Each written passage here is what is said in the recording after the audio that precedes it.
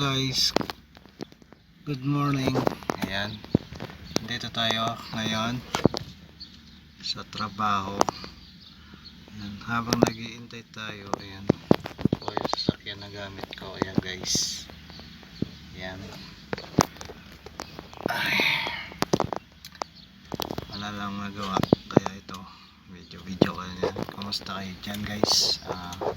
Sana sa mabuti kayong kalagayan, at lalo na sa mga OFW na kagaya ko, ingat kayo palagi dyan. Yan, wala tayong maisip na content, kaya video muna tayo. Ayan, at yan guys, ingat kayo palagi dyan sa inyong mga kung saan man kayo nakadestinasyon. Ayan guys,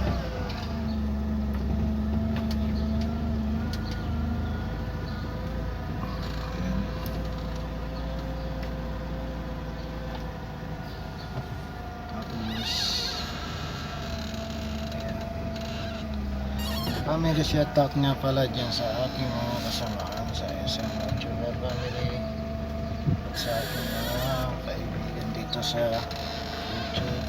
Ayan, ingat kayo palagi at huwag nyong mabusuhin ang inyong sarili, magpahinga sa tamang oras at sa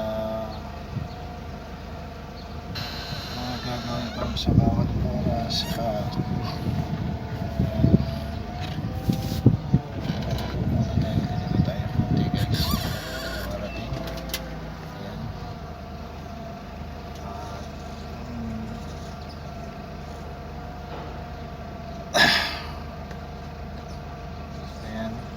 Ingat kayo dyan guys, at sa mga araw na darating pa.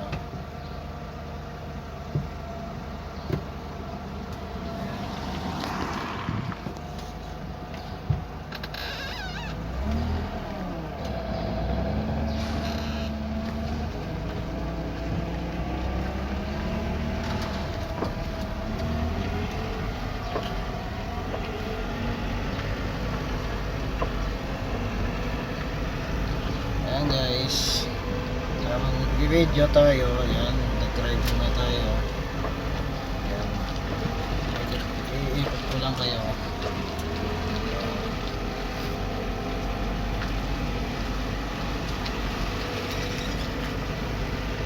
Ayan guys, ikot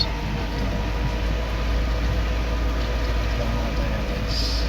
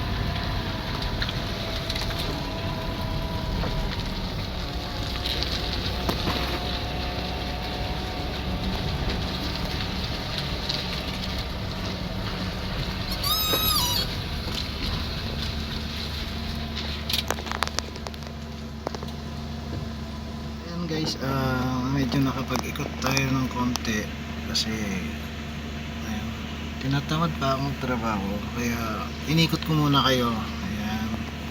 So sana nagustuhan nyo yung kahit konting ikot lang kasi mainit.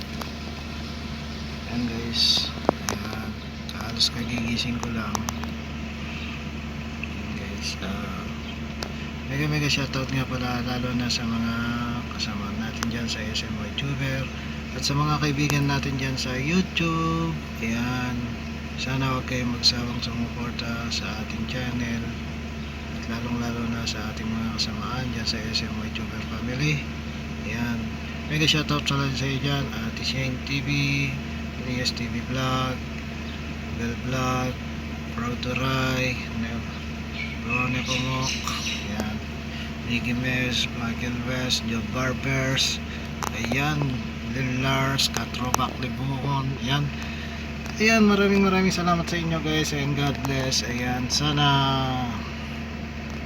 ayan, huwag kayong magsawang magsuportaan sa bawat isa sa atin. Ayan, mega love shoutout sa inyo lahat dyan. Ayan, sige, God bless, bye bye. Ayan guys, trip ko lang mag video habang nagdadrive. Ayan, ayan lang. Ayan, mainit, sobrang init. Uwi muna ako sa kwarto. Ayan, try lang natin habang nagdadrive, hawak ang cellphone tapos video. Ayan, baka mahuli pa tayo nito. Kaya ingat lang din sa pagdadrive, lalo na sa mga baguhan. Ayan, ang kamay nasa cambio, ang isang kamay nasa manibela, tapos ang mata ay laging nasa kalsada. Ayan, para iwas disgrasya. Ayan guys, yan lang ang tips ko sa mga bagong nagdadrive. Ayan, kaya ang pagdadrive ay malaking pribilehiyo pero kailangan ingat din kasi pag may nakasakay sa'yo, hawak mo ang buhay niya, buhay mo. Ayan, kaya ingat lagi at yung mata ay laging nasa kalsada, hindi kung saan. Ayan guys, para makaiwas sa disgrasya. Tapos lahat ng gamit na sasakyan kailangan talagang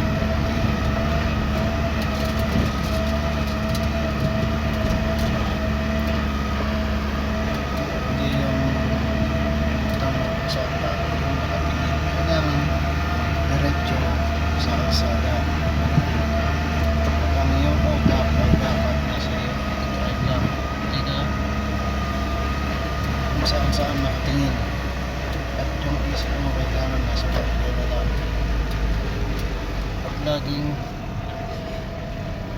para hindi ka laging natataranta. Ayan guys, ang tip ko sa inyo lalo na sa mga bago ang nagtatry.